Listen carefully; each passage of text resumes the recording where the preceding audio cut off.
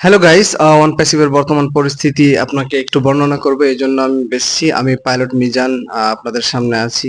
One প্যাসিভের বর্তমান পরিস্থিতি খুবই খারাপ। ওয়ান প্যাসিভ এতগুলো বছর পেরিয়ে গেছে, তাও ঠিকভাবে ঠিক মতো কোনো পণ্য লঞ্চই করতে পারেনি, এরকম একটা অভিযোগ আছে। তার মাঝে কিছু প্রোডাক্ট আছে, যেমন ওমেল, ও কানেক্ট, ওনেট চালু করেছে, কিন্তু সেগুলোর ব্যবহারকারীরা সঠিকভাবে উপকৃত হচ্ছে না, এমন কিছু শোনা গেছে।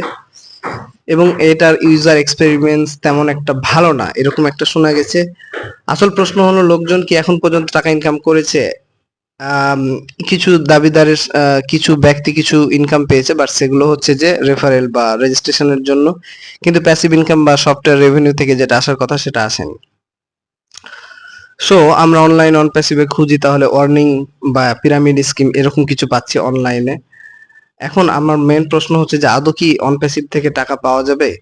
এই কথার বিষয় বলছে, আমি বলছি না আপনি টাকা পাবেন না, আমি এটাও বলছি না অন প্যাসিভ একটি ধোঁকাবাজি কোম্পানি, কিন্তু আমি বলছি যতক্ষণ না কোম্পানি একটা স্বচ্ছভাবে ট্রান্সপারেন্সি রিপোর্ট দেয়, ব্যবহারকারীদের ইনকাম হিসাব প্রকাশ করে, ততক্ষণ অন্তত পুরোপুরি বিশ্বাস করা যাবে না যে হ্যাঁ অন প্যাসিভ আপনাকে টাকা দিবে।